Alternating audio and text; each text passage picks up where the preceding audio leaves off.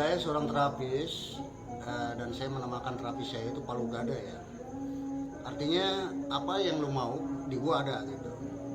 Karena seorang terapis itu mesti punya banyak senjata ya. Karena dari kalau seandainya senjata ini nggak mempan maka pakailah senjata yang lain gitu. Dan saya di antara terapis saya itu banyak seperti terapi listrik, refleksi, yumeho, bekam maupun gurah ya. Ada pengalaman yang menarik yang merujuk kepada satu ya hal yang membahayakan ya, yang memang menegangkan gitu. Saya dulu sering bawa satu asisten, sering melihat saya mengobati pasien praktek ya dari kampung-kampung sampai ke gunung-gunung sampai ke laut-laut saya. Nah teman saya ini memang orangnya so tahu dan selalu ingin mencoba ya tanpa dia menanyakan efek dari proses tersebut ya, apakah berbahaya atau tidak, dia tidak, yang penting dia pikir duit ya. Pada waktu itu saya memang pergi ke kota ya dengan alasan untuk membeli peralatan yang memang sudah usang gitu. Beli peralatan baru berarti ya? Peralatan baru ya. Saya tidak tahu, ketika saya pulang saya lihat asisten saya wajahnya pucat. Saya tanya, kenapa kamu pucat? Saya sudah membekam orang dan orang tersebut dibawa ke UGD hampir mati katanya. Lalu saya puasa 3 hari supaya pasien tersebut tidak mati. Kenapa? Saya bekam karena saya tahu dia orang kaya. Terus darahnya nggak berhenti keluar. Akhirnya dia panik kehabisan darah, hampir kehabisan darah ya, hampir meninggal lah ya gitu ya. Saya tanya, kamu ngebekamnya hari apa? Hari Sabtu. Pernah nggak ngeliat saya membekam hari Sabtu? Tidak katanya. Terus yang menggunakan lancet ataupun silet? Dia bilang silet. Siletnya tiger katanya. Untung nggak mati saya bilang. Kalaupun sempat meninggal ya mungkin kamu harus menggenapkan jadi 5. Kalau seandainya kamu bisa menggenapkan menjadi 5, kamu akan menjadi profesional. Tentu tidak akan pernah mengalami kesalahan lagi ya. Oh iya Ki menjadi seorang tukang bekam atau bekamer sudah berapa tahun? Saya menjadi seorang terapis itu termasuk bekam ya hampir 15 tahun ya. Karena bekam ini mesti banyak jam terbang ya. Kalau nggak banyak itu bahaya karena ada unsur medis ya. Jadi salah titik itu berbahaya ya. Karena bersentuhan dengan titik-titik akupuntur maupun refleksi ya. Titik-titik yang berbahaya. Terus ada unsur pengeluaran darah itu ya.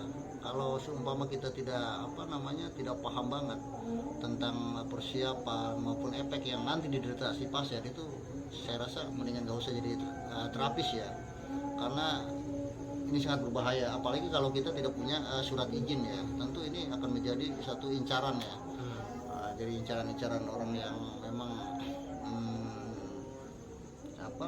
ngiri dengan usaha kita gitu. Iya. Terus selanjutnya gimana tuh? Jadi kalau memang mau jadi bekamar, itu terapis bekam ya, kita mesti belajar itu minimal 6 bulan ya, sebelum melakukan praktek ke umum ya. Intinya keluarga sendiri ya, terus tetangga, terus jangan langsung buka praktek sampai kita benar-benar paham ya, menguasai tentang ya persiapannya, hari-hari, waktunya, titik-titiknya, terus efek sampingnya itu. Seperti resiko-resikonya ya, resiko atau sindrom yang akan terjadi setelah dibekam itu kita harus jelaskan ya seperti apa gitu. Yang jadi seorang pasien bekamer itu kalau sudah dibekam harus apa yang dilakukan, ataukah minum obat atau minum apa gitu Ki supaya badannya jadi fresh lagi?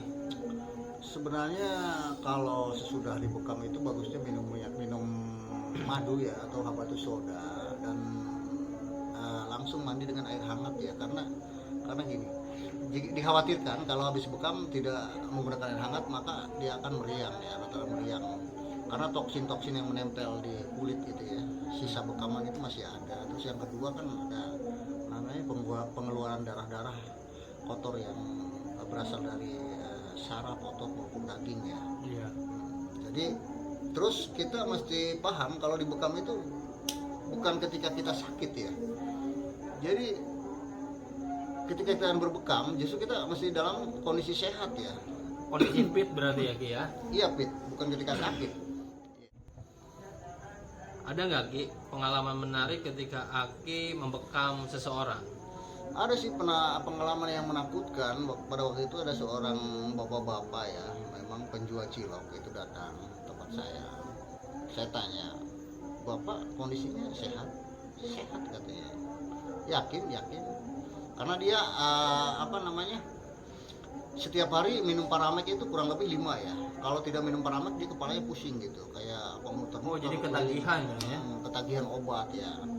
Nah pada waktu itu saya bekam kan, mungkin ya setelah dibekam saya nggak tahu ya efeknya. Dia setelah saya bekam dia tidak jualan cilok lagi sampai 4 hari dia tidur aja. Akhirnya istrinya marah-marah. Ini sambalnya nggak beres katanya. Sampai di luaran dia berbicara nggak enak. Nah, saya diam aja karena itu mungkin efek ya. Selang 5 hari itu istrinya datang.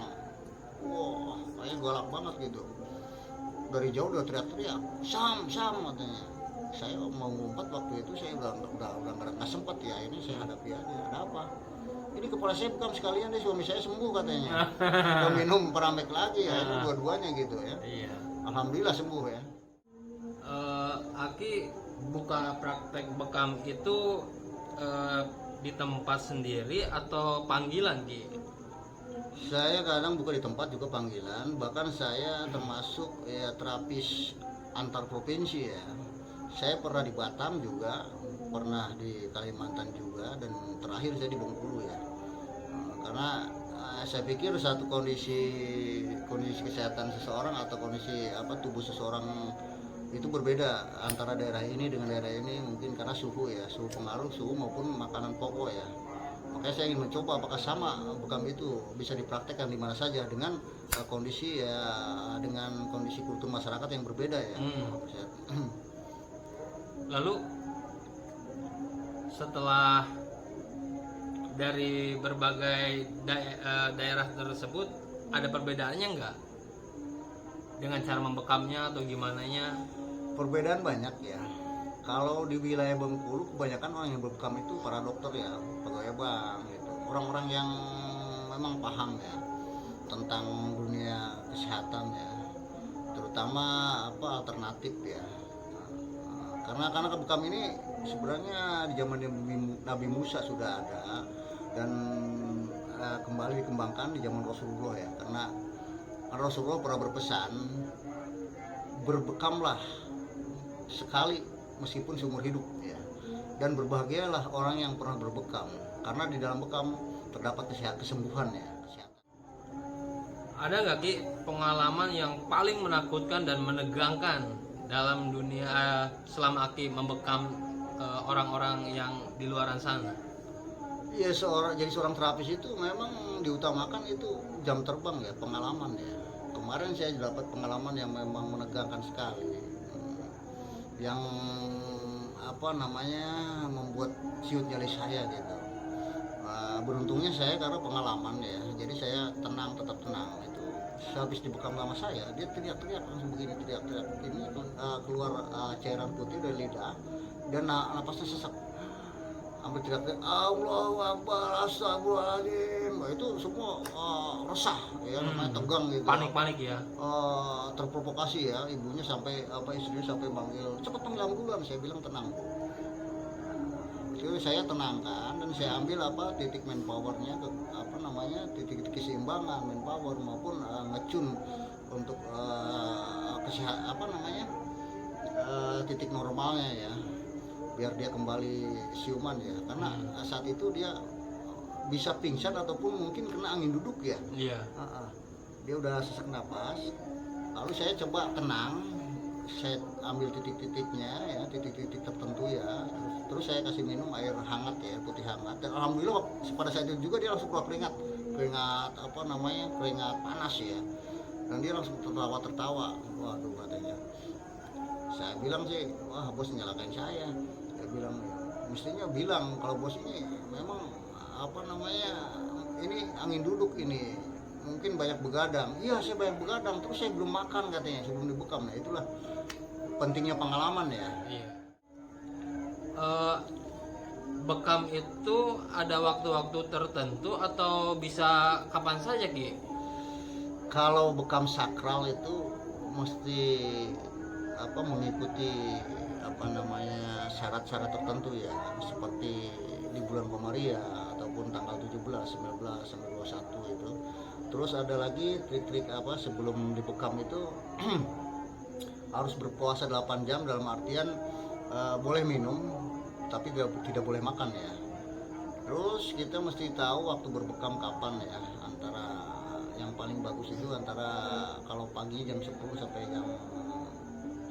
dari jam 9 sampai jam 11. Kalau siang kalau sorenya itu jam 2, antara jam 2 sampai jam 4 ya. Kalau malam kurang efektif dan efisien.